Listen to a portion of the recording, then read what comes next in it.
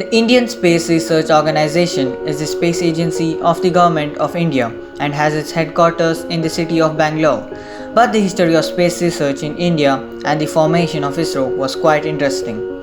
Modern space research in India is traced back to 1920s when scientist S.K. Mitra conducted a series of experiments leading to the sounding of the ionosphere like this one.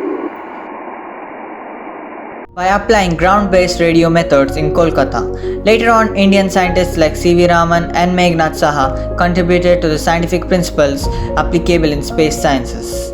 But as at that time India was under the rule of British, it could not advance further. However, it was the period after 1945 that saw important developments being made in coordinated space research in India. Organized space research in India was spearheaded by two scientists, Vikram Sarabhai and Homi J. Bhabha, who established the Tata Institute of Fundamental Research in 1945. The Indian National Committee for Space Research was established by Jawaharlal Nehru in 1962 with the urging of the scientist Vikram Sarabhai, recognizing the need of space research in India.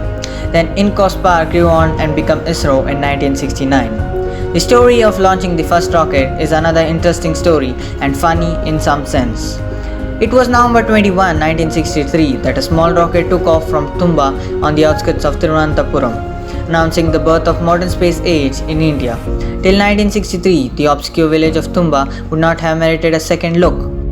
A normal Kerala fishing village with thatched nuts, coconut groves and peaceful sea. It was unlikely for setting up a rocket launch station. However, it had something that caught the interest of Dr. Vikram Sarabhai, the father of India's space program. A small church dedicated to Saint Mary Magdalene was located on the Earth's magnetic equator. It is scientifically important because the magnetic equator is all where the equatorial electrojet exists, a stream of electrons whizzing across the sky about 110 to 120 km above the Earth's surface. Sounding rockets, or the first rockets sent out by any space program, test and study these electrons for research in the field of physics and astronomy. These rockets are the baby steps taken before the establishment of a fully fledged space program, and Dr. Sarabhai felt that Tumba was the best place to launch them.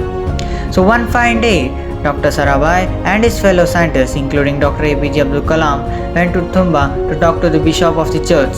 After a long and hopeful debate, the place was given to them and the villagers were shifted to another village. In the initial stages, Tumba had no canteen or facilities of any sort, and the rocket parts and the payloads were transported by bicycle, bullock carts, and were assembled like this. This looks funny now, but at that time, these were the conditions in which the first rocket was launched. But the problems didn't end here too. The launch was another exciting story. After 6 months of labor, on 21st November 1963, India was ready for its very own first rocket launch.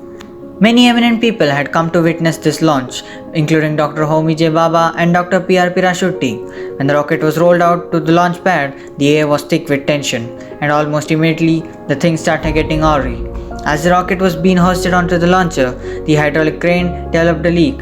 Somehow it was manually shifted into position. Next, the remote system of the launcher malfunctioned. Once this was fixed, things finally seemed in order. As an alarm sounded, the rocket was ready for launch.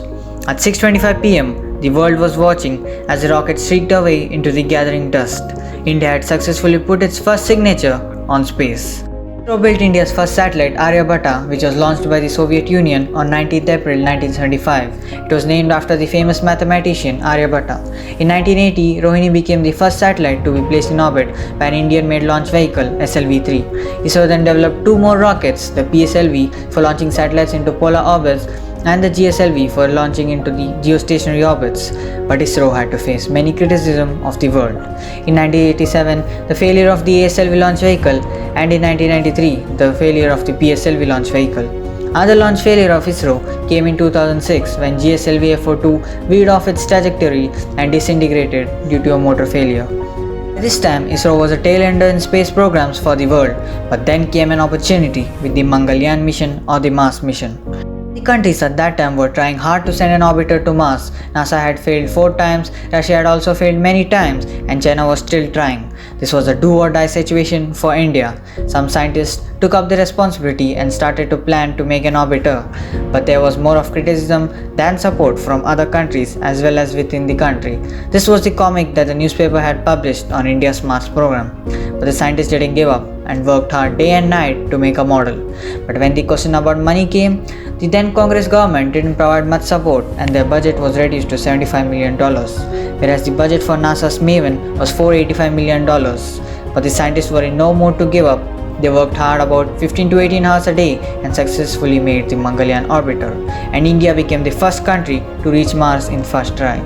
If the cost of transporting the orbiter was compared to an auto rickshaw in India, an auto would take approx 10 rupees for a kilometer, whereas the rocket took only 7 rupees per kilometer.